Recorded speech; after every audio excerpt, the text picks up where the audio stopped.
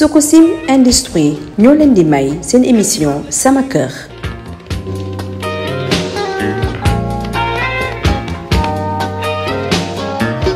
ginaar gi baax na ci kër gi ne saa yoo ko dàqee wax ci say soxla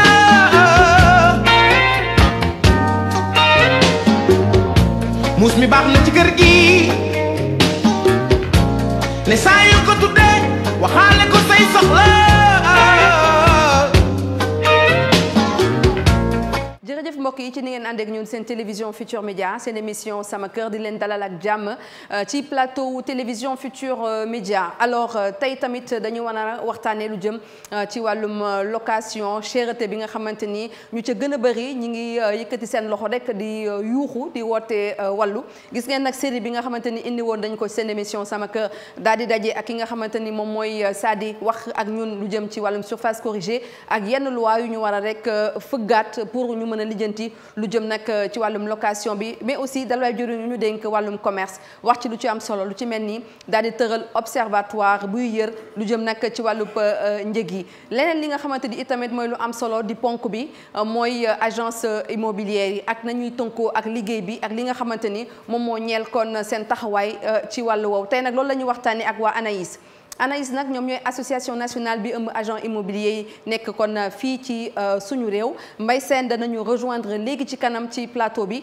ngir ñu waxtaan ak moom de long temps large jëmee ko ci wàllum location yooyu lee cher ba mu cher ak lan moo ci taxawaayu agence immobilière yi mais aussi danañu dem Sococim Industrie wan leen carrière yi foofu nga xamante ni foofu la ñuy dooree nag lu jëm ci wàllum ciment bi ndaxte nee naa leen émission sama kër dañ leen fas yéene wan processus u defaru ciment bi nañ koy jëlee ci carrière yi jaarale ko ci laboratoire ba indi leen ciment yi nga xamante ni ñoom ñoo mucc ayib ciment bi tabax Sénégal laata indépendance beneen ngi ni di leen dalal ak jàmm seen émission sama kër. gan gi baax na ci gune kër gi. voilà man nañ ko doon wax léegi mbokk yi tey nag dañuy dalal ki nga xamante ni moom mooy Mbaye Sène séeréer la nag bu fekk si pël donc tey waxtaan bi yaakaar naa ni na rek daal di neex Mbaye Sène maa ngi lay nuyu bu baax a baax. maa ngi la fay soxna Dieynaba kontaan trop ci teew tey ci sa plateau sa buur ñëw na waaw sama buur waaw tey nangu naa ko alors tey ma leen di fàttali ne mbokk yi Mbaye Sène nag moom moo yor kaddu bu ANAIS nag mooy association bi ëmb agent immobilier yi nekk fii ci suñu réew bu ñu waxee agent immobilier nag yaakaar naa ne ñu ci gën a bëri dañuy jëflante ak ñoom lan mooy ANAIS. bon jërëjëf Dieynaba maa ngi lay nuyu di la sant bu baax ci invitation bi di nuyu sénégalais yëpp di nuyu également kilifa télévision Futur Média. alors ANAIS association nationale des agences immobilières du Sénégal mi ngi ëmb lu ëpp fanweer ak juróomu agence immobilière formelle parce que loolu il faut mu préciser ko maanaam mun naa ni agence immobilière yi gën a mag te gën a yàgg ci Sénégal yëpp ci biir ANAIS la ñu bokk. donc pour le moment amul benn structure bu informelle bu nekk ci biir structure yi ci nekk yëpp ay structure formelle lañu. ñoo xamante ne yàgg nañu di yëngatu. ci wàllu activité immobilière. association bi du tax ñu indi leen ñu waxtaan ak ñun parce que il fallait que agence immobilière yi ñoom itamit ñu joxe bu baax a baax seen xalaat ci li nga xamante moom moo ñeel wàllum kon location yooyu lee actualité bi suivre ngeen ko ba keroog sax ministère du commerce ba ñu fa demee seen représentant ma nga fa woon ngir wax lu jëm ci wàllu woowu nan ngeen di dundee bouillonnement bi am ci wàllum immobilier jamono ji. waaw effectivement li sama maam di wax naan mbir mi fépp lay méttee. ku yuuxu rek da ngaa ragal. mais mun naa ne daanaka métit bi fépp la ndax agence immobilière bi aussi il faut ñu xam ne consommateur la maanaam locataire la aussi quelque part donc mënul métti ci ñi bañ a métti ci ñun ñëpp la métti donc ba tax na ni ko Sénégalais yi di dundee aussi noonu lañ koy dundee. waaw donc di rafetlu bu baax nag décision bi état bi jël pour dugal ci loxoom donte peut-être pour le moment forme bi d'accord ñu ci trop parce que Sénégal xam nga dañoo tàmm toujours bu dara xewee rek ñu jël ko ak émotion ba tax na léeg-léeg dañuy préconiser ay solutions yoo xamante ne du adapté wu ak véritable problème bi ndax lan moo xew en réalité. lu xew li xew mooy boo seetloo location day yokk rek.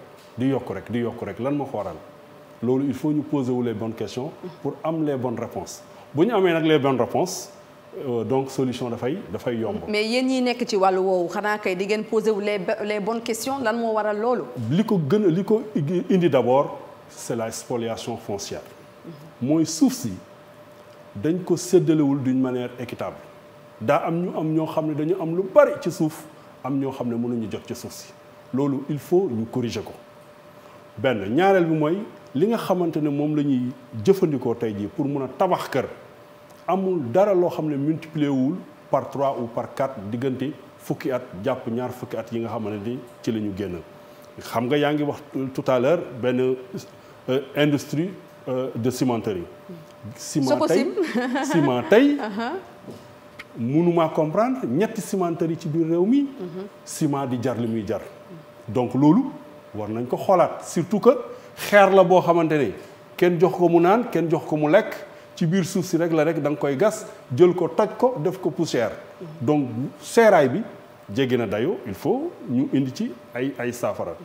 noonu ciment bi chéré noonu la fer chéré noonu la leneen ak leneen chéré ce qui fait que donc automatiquement da ngay gis que ni donc il faut que ñiy tabax tam dañuy subir loolu bu ñu subiree loolu dañ koy jéem a appliquer ci prix ci prix yi. il s'y ajoute que amul benn régulation beneen bu am solo bi mooy location marchandise la comme toutes les autres marchandises te marchandise bu raaree rek. njëg ba seer ci jamono ji c'est-à-dire que demande bi moo gën a exploser sax du ma ne moo gën a forte mais moo gën a exploser offre bi. voilà la demande est très forte. moo tax borom kër yi di tiitaru comme ay xale bu jigéen bu rafet. nga xamante ne ñëpp dañ lay wut si. dañuy jaayu parce que simplement li ñu yor dafa raar te xam nañ nit ñi dañ ko bëgg comme nit ñi dañ ko bëgg nag ñoom ñu ñëw nag imposer seeni prix donc. foofu lay comprendre aujourd'hui la nécessité ñu réguler un peu le marché waxtaanaat ba ku nekk def benn effort mais ni ma d'accordul fi mu nekk nii mooy que actuellement tendance bi dafa mel ni ci borom kër yi rek la ñu jël yat jubali ci ñoom pour dóor leen te borom kër gi privé la bu wut alalam moo xam day liggéey ñu koy fay mu investir alalam moom tam am na lu mu ci bëgg dañ ko war a protéger ndax sénégalais la. kon da nga gis ne on protège beaucoup plus locataires yi que. absolument que ñi nga xam ne ñoom ñooy bailleurs. oui am na toute une démarche un peu politicienne quelque part ci ni ñu en tout cas ni ñu attaqué problème bi. am na tuuti quand même. tuuti politique ci ginnaaw. te loolu du tax solution am. moom lañ defoon en 2014 xëy rek ne bon wàññi nañ de telle tranche à telle tranche temps de telle tranche à telle tranche temps. aujourd'hui gis nga résultat yi parce que derrière amul benn encadrement teguñu ko woon aussi ci vraiment ci justice sociale léegi nag mënuñoo waxu location te waxuñu état bi moom effort yu mu bëgg war a def ci wàll woowu xam nga jéena ba gis nga Sénégal actuellement nii ñiy fay location 500 000 jëm kaw ñooñu jooyuñu waxu location am nañu luñ ko fayee ñi sonn dëggantaan mooy les Sénégalais moyens entre 100 000 ba 200 000 ñooñu ñoo am jafe-jafe ñooñu ay salariés lañ yoo xam ne tey ñii boo leen bëggee mobiliser loo 500 000 pour louer wala 600 000 pour louer ay jafe-jafe la. ñooñu nag il faut ñu attaquer seen problème. pour attaquer que mooy état bi ban effort lay def tey ban effort la état bi war a teg en place pour que sénégalais bu tàmbalee liggéey am liggéey bu stable. mu leer la ne boo commencé liggéey balaa ngaa def ñetti at ci service. ñu ne la kër a ngi nii. loolu si politique accès au logement lay bokk. accès au logement. habitat social bi il faut ñu defaat ci ay jéego jamonoy Senghor gis nga ni mu demee woon. SNHLM sunu maam yeeg yooyu. ñu amee woon kër d'une manière relativement facile. Abdou Diouf ñëwoon na gën di ko toppaat waaye ajustement structurel yi. tax na ba mu bàyyi yëf yi mu wadd. Ablaye Wade gis nga ay plan jaxaay la fi indi c'est-à-dire ay Parcelles Assainies ak ñoom seen mu nekk ay dëkkuwaay yoo xamante ne amul viabilité ndox mi jël na ko parce que simplement lañ fa waroon def en termes d'infrastructure pour que mu nekk dëkkuwaay yu mucc ayib defuñu ko. malheureusement tey yi nag actuellement nii nag li état bi war a def mooy état bi moom suuf si. donc moom moo war a jël suuf si jox ko ñu ko war a ñu mu ko war a jox ñu mu ko war a jox. ok mais dafa mel ni yéen Anaïs da ngeen di rejoindre un peu li wax FACIS damay fàttali ni moom mooy fédération bi ëmb yenn agent immobilier ak yenn courtier yi. donc c'est donc important de préciser cela ñoom dañoo ne pour ñu mën a lijjanti mbir mi il faut ñu lijjanti ñetti F yi maanaam foncier fiscalité. ak lu jëm ci wàllum financement. Voilà. D'accord. kon yéen partagé ngeen nous sommes totalement en phase ak waa FACIS. Totalement en phase. Tant que suuf si démocratiser wuñu ko ñu xam ne suuf si sénégalais yëpp ñoo ko bokk. te sénégalais bu ci ne war ngaa am kër boo dugal fa sa njaboot. tant que demee wuñu ci esprit boobu du sotti. jusqu'au moment où je parle am na tey jii ay mairies yoo xamante ni dañuy jël ay hectares jox ko benn nit. loolu c'est un problème bu dee yàlla dëgg la bëgg. pour 5 hectares 10 hectares 20 hectares pour benn doomu aadama loolu jaaduwul. alors que des centaines d'autres sénégalais ñu ngi toog amuñu fu ñu dëkk. donc loolu état bi war na cee jóg. tey jii yàlla mi ngi ñuy dimbali. jóge fii tey dem fanaani Thiès c'est facile. jóge fii dem fanaani Mbour c'est facile même Fatick ba ma jógee. jóge fii tey dem fanaani fa c'est facile ndax autoroute à péage bi. par conséquent war nañu mën a concevoir habitat yu baax. ci région yu mucc ayib. ci biir région yi. boo tax ñun bu ñu liggéeyee du lundi au vendredi ñu mën a ñibbi suñuy kër. suñu as tuut bi ñu am ñu mun ko dem lekk ji ko. fa ñu dëkk bu ko defee koom-koomu Sénégal dafay gën a circuler. mais ñun ñëpp on est obligé simplement de rester à Dakar. et donc Dakar xat na. amatul suuf amatul dara. par conséquent loyer bi il faut mu cher. mais cherté loyer boobu aussi am na ñu bëri ñuy wax ne tamit agence immobilière yi ci la ñu bokk ndaxte yenn saay sax agence immobilière ak yenn courtier yi parce que da nga gis sax nit bu bëgg a jënd suuf ñu ne par exemple suuf bi 100 000 francs lay jar nga gis courtier bi par exemple teg ci une marge pour pouvoir aussi gagner en plus donc de sa commission donc am na ñu bëri ñi nga xamante ni tamit dañuy jàpp ne yéen bokk ngeen ci li nga xamante ni. loolu moo indi jafe-jafe yi ci wàllum loyer yi. waaw loolu dinaa koy dégg. mais très sincèrement Anaïs agence yi ko ëmb bokkuñu ci pratique yooyu. parce que gis nga ñun Anaïs pour déjà nga bokk suñu association lañ lay laaj rek il faut nga nekk déjà une structure sérieuse. déjà di ngeen la laaj quitus fiscal. mais yéen bu dee les agences immobilières ne sont même pas agréées. non il faut déjà ñun déjà. non c'est-à-dire l'agrément. oui dañoo war a agréer agence immobilière. waaw non c'est-à-dire bon da nga naan par exemple bu ñu amoon ay carte professionnelle. oui carte professionnelle. loolu état bi moom moo ko war a tëral. ok état bi moom moo war a mettre en place benn cadre juridique pour wax ne kii war nañ ko mën a jox agence immobilière ou pas en fonction njàngam. en fonction expérience am et cetera. kooku beneen réguler un peu voilà réguler un peu. mais dama ne ñun Anaïs dañu pour bañ rek déjà ay ñuy dérégler système bi dugg suñu biir. déjà dañuy teg ay garde-fou. pour nga déjà adhérer Anaïs dinañ la laaj quitus fiscal. quitus fiscal xam nga ko mooy que tu es en règle avec le fisc sénégalais. dinañ la laaj relevé d'identité bancaire. pour wane ne yow. sa entreprise am na compte bancaire. waaw dinañ la laaj donc sa NINEA ak sa registre de commerce. pour wane ne que tu es structuré ci wàllum dinañ la laaj bàyyi un contrat de location professionnelle pour wane ne yow am nga siège foo xam ne ku la soxla fa la lay fekk. d'accord xam nga loolu. c'est pour montrer que bugguñu vraiment ñiy yàq dugg suñu biir. kon d'accord ngeen ne am na ñu nga xamante ñoom ñoo yàq seen mbir. parce que parce que justement le secteur a été déréglé depuis longtemps. depuis ay 2014 bi ñu ñëwee bon jàkk jàngoog ku mun nodd na nga nodd. képp koo xam ne retraité nga rek amatoo sax loo def nga ñëw ne man agent immobilier la fonctionnaire yi nga xamante ñi ngi impôts et domaines yëpp ku ci retraité ku ñu ci bëri. ay courtier la ñuy def. même am na des secteurs aujourd'hui yoo xamante ne moo xam banque la.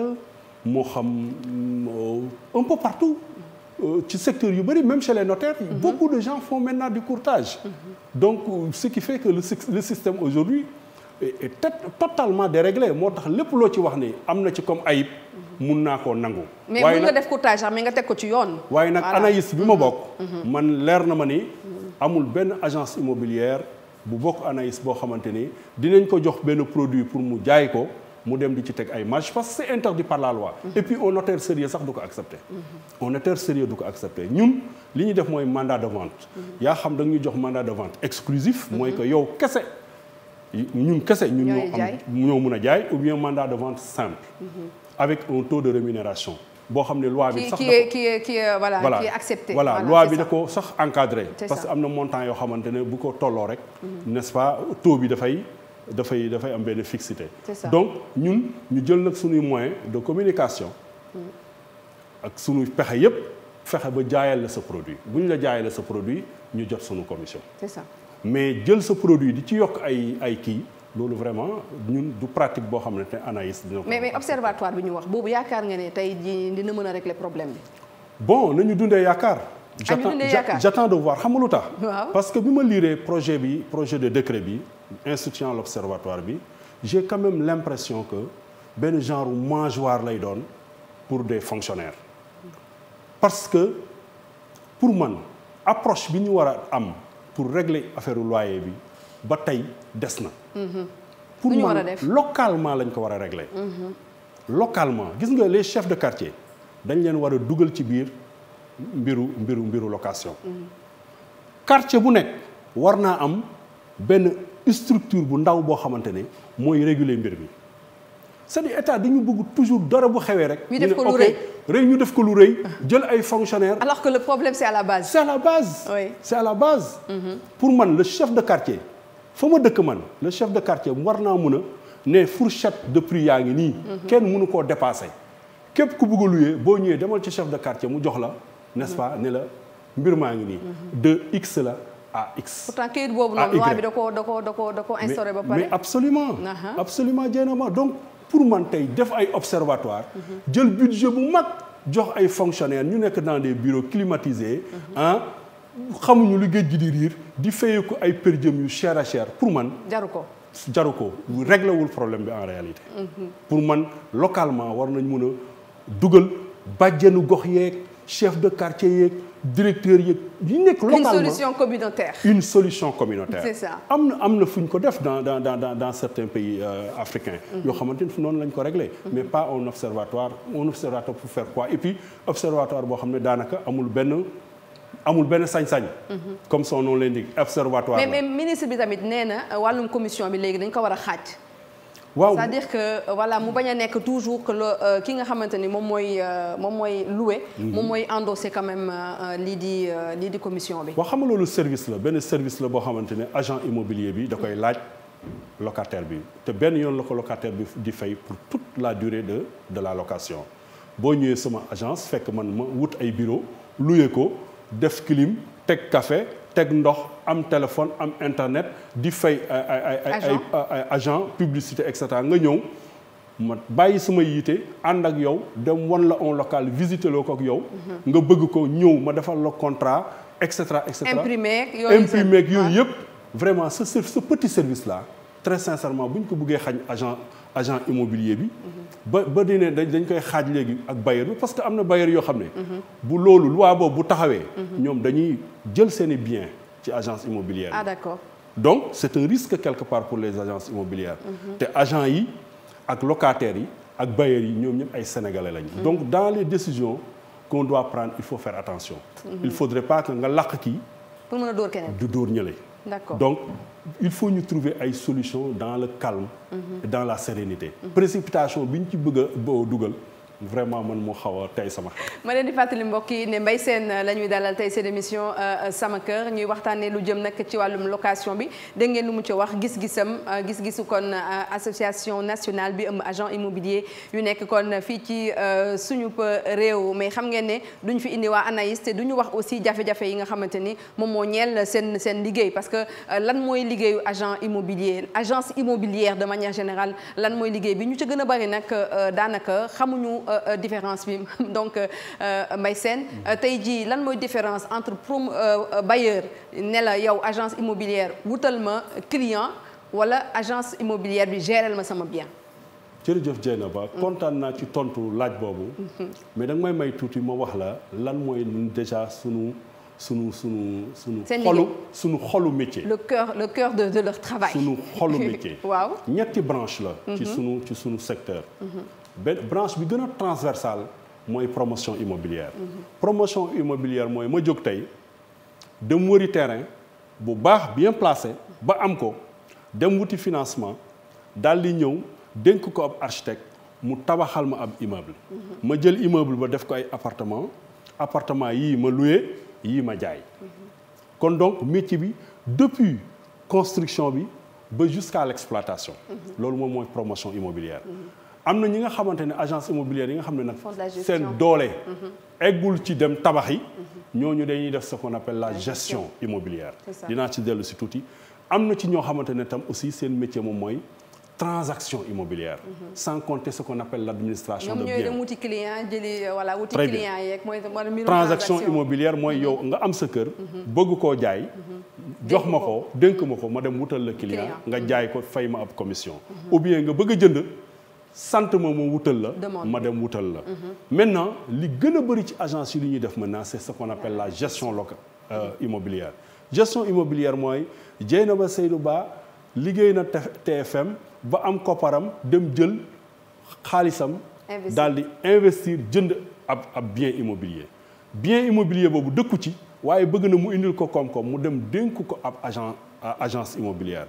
agence immobilière bi ne ko waaw mun naa la ko téel ci fànn yu bari d'abord dinaa la wutal ay locataires ñuy fay ma la koy reverser say déclaration fiscale man maa ko yore yow daal amuloo lu dul bu weer bi deewee rek nga dem ci sa compte daal di dem jëli sa xaalis. loolu moom mooy gestion immobilière. bien bi day mel ni agence immobilière bi moom moo ko parce que moom moo ci am sañ-sañ. moom moo am benn mandat boo xamante ne moom la ko boroom jox. pour mu saytul ko wutal ko locataire. recouvrer def ay déclaration kon nag boo gisee boo seetloo bu baax da ngay gis ne agence immobilière bi ñaari rôle fondamentalement lay jouer yu am importance à mon avis dina jouer d'abord benn rôle de médiateur entre bailleur bi ak locataire bi tey jii réew mi ni mu mel nii bu amul woon agent immobilier ñu bàyyi locataire ak propriétaire. mais est-ce que yéen a ngi def seen liggéey tamit.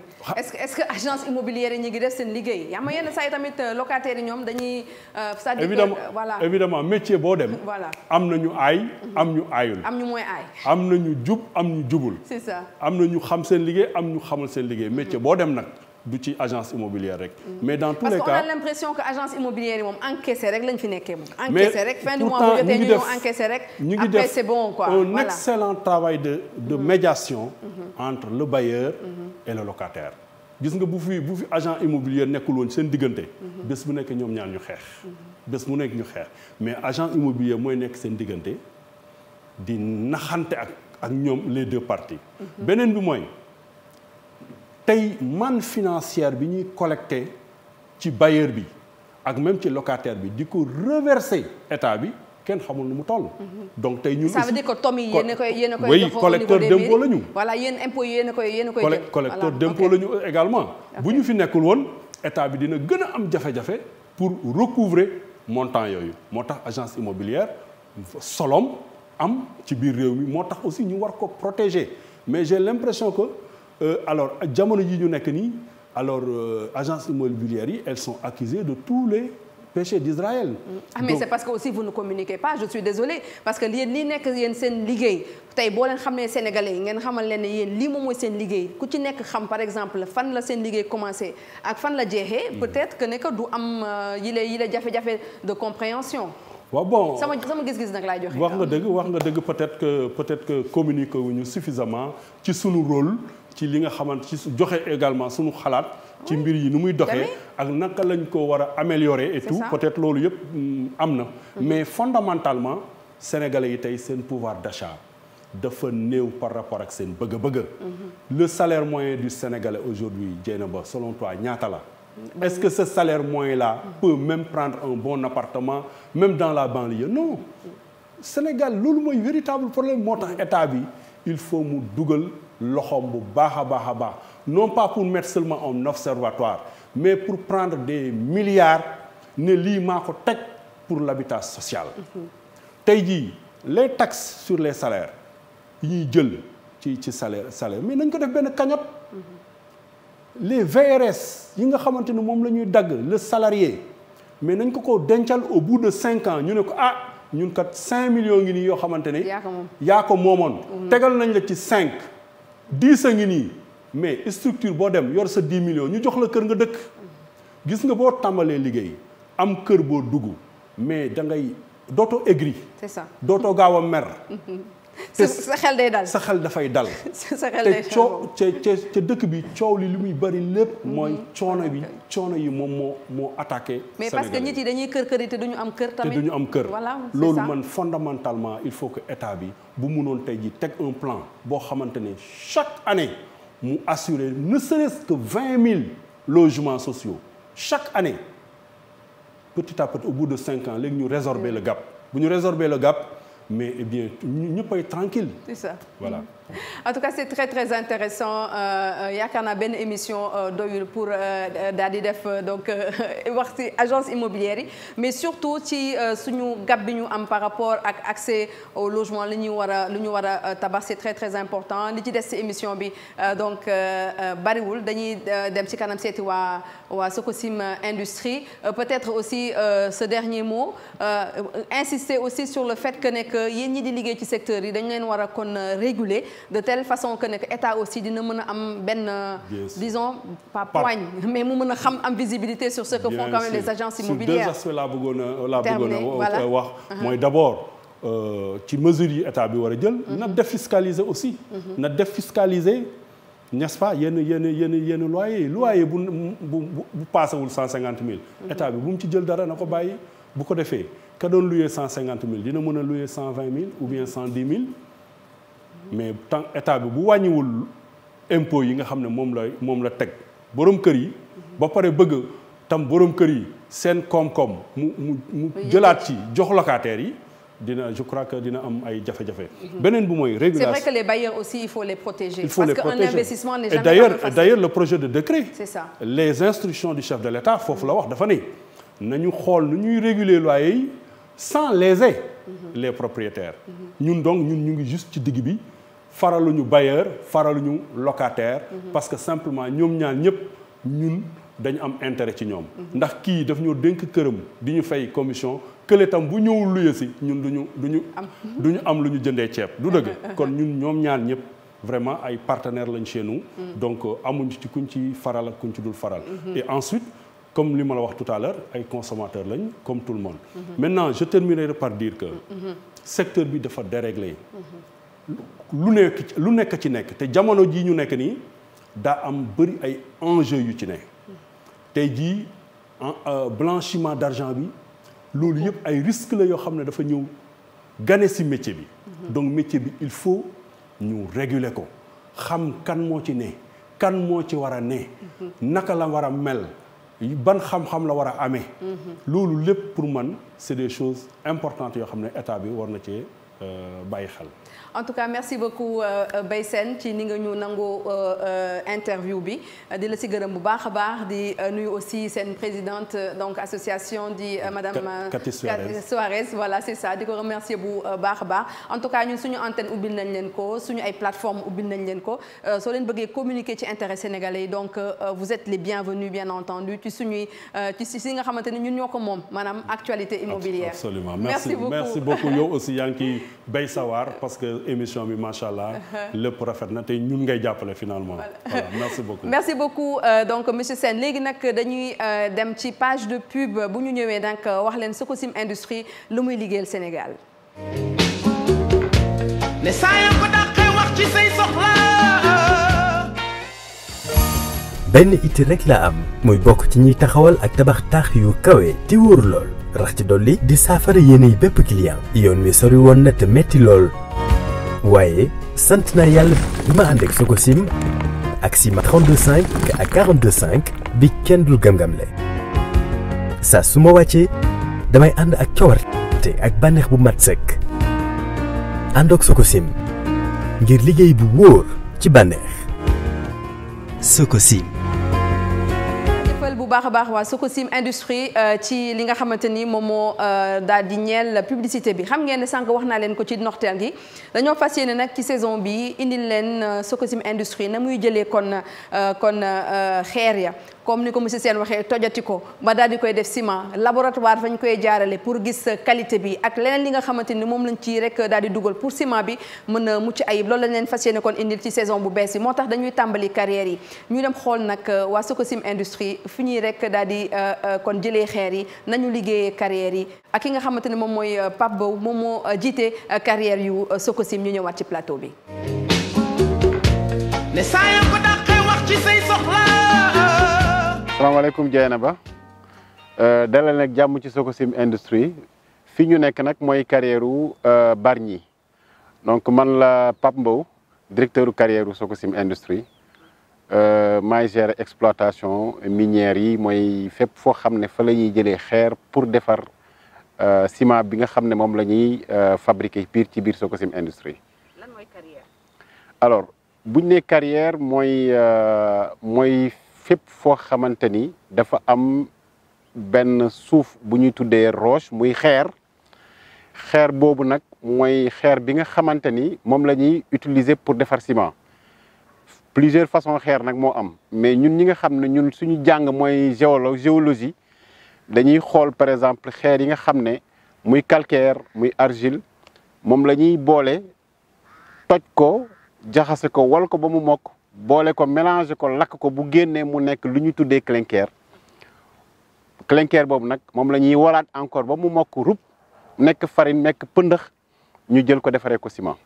léegi nag fi ñu nekk nii tey mooy carrière Bargny mooy li ngay gis nii yëpp anam bi ngay gis nii yëpp ba ci Sococim fa mu nekk na la ngeen koy seen loolu mooy carrière Bargny donc bañ koy installé fii ñu ngi ko installé depuis 1947 bi usine bi juddoo 1947. la ñu commencé exploiter carrière bi donc booba ba léegi nag ñuy exploiter di avancer mooy kamb yi ngay gis nii yëpp donc bu ñuy misaal daal loolu mooy carrière mooy kamb goo xam ne dañ koy gas di fa génne ay xeer yoo xam ne moom lay jëfandikoo pour defar li ñuy tuddee ciment bi nga xam ne moom la ñuy jël di ko tabaxee suñu dëkkuwaay. comme xam nañ ne li ñuy exploiter mooy ressources yi mooy matières yi ñu fiy jëlee dañ koy jël defaree ko ciment. donc buñ koy jël di ko defaree ciment xam nañ ne fiñ ko jëlee foofu mënatuñ fa delloo xeer donc dañ naan kon léegi comme li ñuy liggéey am na nu muy def ci jaww ji ak ci li ñuy tuddee anam bi mooy paysage bi donc dañuy jël ay matuwaay yoo xam ne balaa ñuy commencer liggéey la ñuy gëstu ñu ne léegi li ñuy liggéey nii lan lay am comme effet wala impact ci àll bi nga xam ne fi lañ nekkoon di liggéey. ñu ne tuddee ko étude d'impact ñu ne li ñuy def mooy exploitation bi nga xam ne moom la ñuy def naka lay andee ay yàqute wala ay impact ci biir paysage bi. léegi nag bu ñu defee loolu ñu ne léegi kon lii dañ koy xayma buñ ko xayma ñu ne xayma bii ñu xayma yan matuwaay la ñuy jël pour delluwaat fi nga xam ne fa lañ doon liggéeyee mu mun a delluwaat ci environnement ba nga xam ne fa la nekkoon à l'état initial. loolu la ñuy tuddee un peu réhabilitation ñenn ñi di ko tuddee réaménagement parce que xam nañ ne mënuñ ko delluwaat na mu meloon mais dañuy jéem pour delluwaat anam bi muy paysage bi jéem fi saxalaat ay garab jéem a defaat ay plan d'eau ainsi de suite. léegi nag buñ nee réhabilitation méthodes yi bëri na ñii am na ñoo xam dañ naan léegi nañ saxal ay garab pour delluwaat ba mu melaat ni ay àll wala forêt ñenn ñi ne non nañ ko defaraat de sorte que bu ñu paree suuf bi ñu delluwaat tuuti suuf ci kaw ba mun a saxaat ay garab mën a saxaat ay ñax mën a saxaat ay gàncax pour ñu delloo ko nit ñi ñu mën ci bay ay naajo mën ci bay ay kànja ba nga xam ne suuf bi daal la doon njëriñam bu njëkk avant ñuy exploiter suuf avant ñuy exploiter roche bi loolu danañ ko delluwaat suuf si. bu ko defee nit ñi nga xam ne ñoo dëkk ci localité yi ñu mën fi ñëwaat di bay. ñu aussi ñu ne léegi nañ defaale ay ndox ak yu demee noonu ay plan d'eau ay bassin de rétention di nga ko gis léegi mooy ndox yi ngay gis nii yëpp du ndox yoo xam ne fi la nekkoon mais comme dañoo exploité mu am ay kamb yooyu dañ ne léegi comme yàlla ji day taw fii kon nañ jéem a mobiliser nañ jéem a dajale ndox yu taw yëpp ñu jël leen yóbbu leen ci lu ñu tuddee ay bassin de rétention mooy lu ñu tuddee lac yooyu nag ci la ñuy dajale ndox bi comme ñun suñu liggéey dañu utiliser ndox boobu nag au lieu ñuy dem di ko jënd ci Sen'Eau te xam nañ Dakar ndox day manqué ci biir Dakar ñu ne léegi nañ defar ay lac defar ay bassin yoo xam ne ndox boobu ci lañ koy dajale buñ ko dajalee bu ko defee Sococim buy arrosé yoon yi ngay gis nii yaa ngi gis citernes yi di daw danañ mën a arrosé waat piste yi ndox bi ñuy utiliser aussi ci biiru fabrication ciment bi ndox boobu tam ñu jëlee ko ci lac yi bu ko defee loolu dina mën a yéwénal ndox bi nga xam ne moo war a jëm ci biir population bi te loolu ci la ñuy liggéey tous les jours donc di nga gis lac bii ñu tuddee lac Arbet am na beneen lac boo xam ne presque 8 hectares la boo xam ne nii presque mën nañ ci stocké ndox boo xam ne ay ati at Sococim dana utiliser ndox boobu te du laal ndox SDE ndox bi nga xamante nag mooy ndox bi dem ci procès bi waxuma ndox bi ñuy naan ndox bi ñu arrosé piste yi ndox bi ñu arrosé pelouse yi gazon yeeg lépp espace vert bi nga xam ne luy espace vert yi nga xam ne di nga ko gis ci biir Sococim ndox yooyu fii lay jógee. di ko jaajëfal bu baax a baax moom Pambo moom moo jiite carrière yu Sococim industrie gis ngeen carrière yi nu muy rek daal di demee mais boo leen xoolee aussi lu jëm nag ci lac bi nga xamante ni daanaka ci biir lañu ko rek daal di def ci biir carrière yi pour aussi di mën di arroser gàncax ga fa nekk mais aussi piste yi nga xamante ni camions yi ñu ngi fay rek daal di jaar pour moytu pollution bi mais aussi recycler ndox yi nga xamante ni moom mooy jógee ci Tëngéej ak Bargny c'est très très important te ci émission bi ñu dëgg man dinañ leen wan lu jëm nag ci mbayum ndër gi nañuy rek permettre ñiy dëkk ci wetu Sococim kon ñu mën a profiter ci suuf si ngir mën a bay li nga xamante dañ koy bay di dundee mais aussi dañ koy bay di jaay pour gën a meññeel koom-koom gi foofee ca Tëngéej ak la ko wër di leen jaajëfal bu baax a baax mbokk yi ci ni ngeen àndee woon ak ñun seen émission sama kër gërëm bu baax waa Anaïs monsieur Mbaye Sène mi àndoon ak ñun ci ay explications dégg ngeen lu mu wax ci wàllum actualité brûlante bi di wàllum location bi cher ba mu cher ak solution yañ ca bëgg rek daal di fésal gërëm équipe technique bi nekkoon ci ginnaaw Babacar merci Pape Mor merci Lamine ci accompagnement bi Tafa Dioum ak Youssouf Biagi ci montage bi di leen jaajëfal bu baax dig daje beneen yoon incha allah seen émission sama kër. sama kër baax na ci kër gi ne saa yoo ko dàqee wax ci say soxla